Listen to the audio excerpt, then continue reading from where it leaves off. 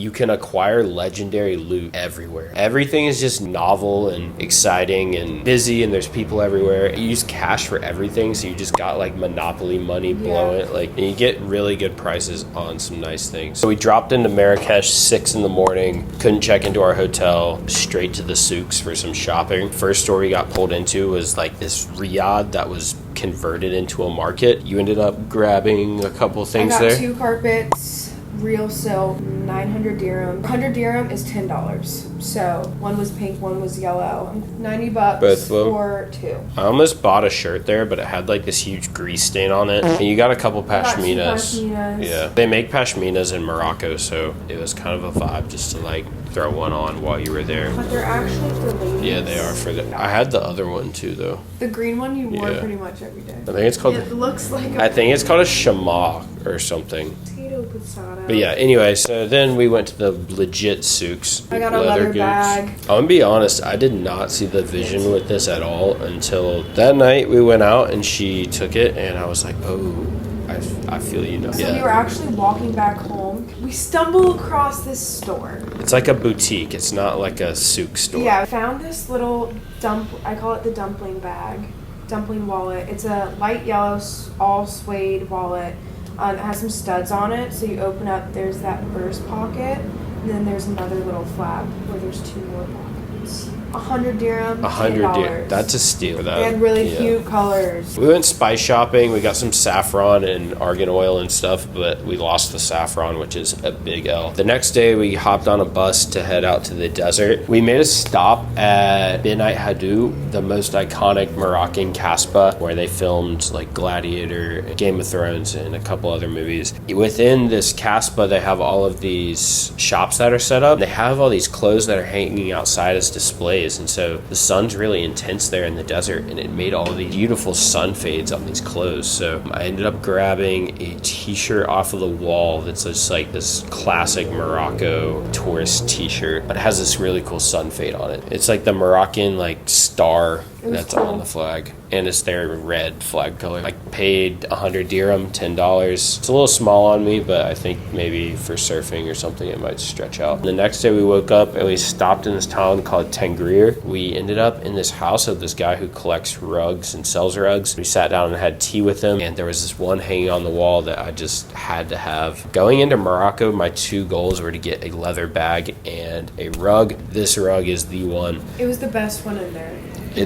It's so far. It's made of camel hair. It's hand woven. It just has these beautiful like imperfections. Like the edge of it isn't straight, and you can tell that someone just like sat there and like wove it together themselves. But also, as she was making it, she was just like whatever she was feeling, she was just weaving into it. This is an item that I will have for the rest of my life. I paid 1,000 for it, shipped. So they shipped it DHL, which I don't know if that's like a great deal or anything, but the next day we went back to Agadir, and Agadir has the 2nd largest market in all of Africa. So this was our chance to really lock in and get some leather bags. The first shop we walk into, I see this bag in the back. It's this shape that I ended up getting, but I dug around and found a black one.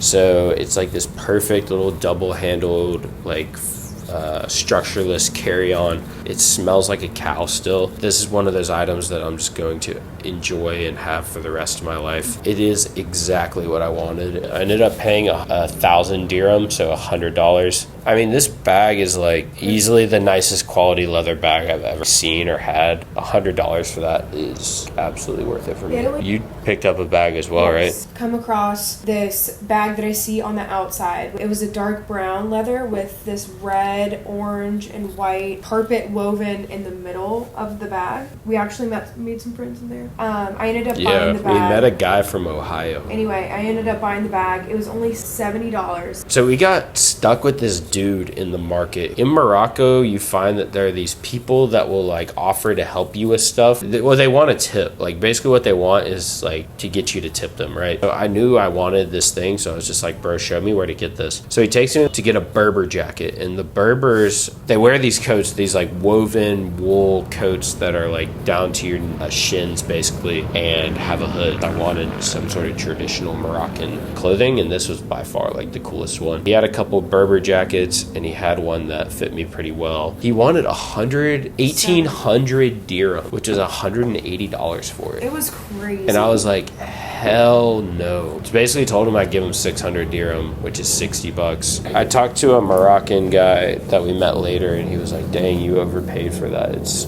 like they're worth 40. It's hard to know what these things are worth because you have nothing to like, because we don't know. yeah, like you have nothing to base it on, but it's a really cool coat. I'm excited for the like when the weather cools down to like layer it in. It got chilly at night sometimes, so I got to wear it. We met these German friends, and she was telling me all about, they found this really cool place in the Medina called Funky Cool Medina. Funky Cool Medina. Their clothes, you put them on and you cannot help but take a picture in them. And this store closed at 8 o'clock. I basically was running there. I was sprinting there to the store. So I make it there 4 minutes before they're closing. As soon as I walk in there, I saw these pair of pants. They put them on me, and I'm like, holy shit, I need them. There are these carpet pants that have no hem at the bottom. The selvedge is at the bottom of the cuff of the pants. Yes. There are these striped, colorful pants, kind of class up here, and if you fold over the pants, it's a different pattern at the top, which is cool. And they are a little bit long on the bottom, so he has to hem them, which we're probably going to do today. That's definitely my favorite thing I got. What is your favorite thing you got? The Amlou. That is your favorite thing you got? Yeah. They have something called Amlou. It's like... Peanut butter. No, it's not peanut butter. It's almond butter, argan oil, and honey all mixed together. And TSA tried to take it from me like 4 times. I ate all of it within like a day after I got home. Amlou rug, leather bag, Berber jacket, t-shirt. Bro, the saffron was up there too, but I lost it. What's your favorite thing that I got? That you got? Yeah. I thought you were going to say, what's your favorite thing No, you got? My favorite for you is your rug and then the bag. Yeah. For you, it's like obviously the pants. They're cool. Shout out Funky, what is it? Funky Fahd? It was Funky Medina. Well, That's their Instagram is Funky Fahd. No, they're the fire. coolest... My saffron in here. It was just like rare loot central. Like everything was so special, handmade. Like it's just everywhere. It just feels fresh, like original too. Morocco was a 10 out of 10 experience. The shopping was fire. I love things that are timeless and that you have forever. I mean, there's bad quality there too, but if you know what good clothes are and like how to identify them, you can find some great things. So this is Jamie, by the way. This is my girlfriend. All right, that's it. Goodbye.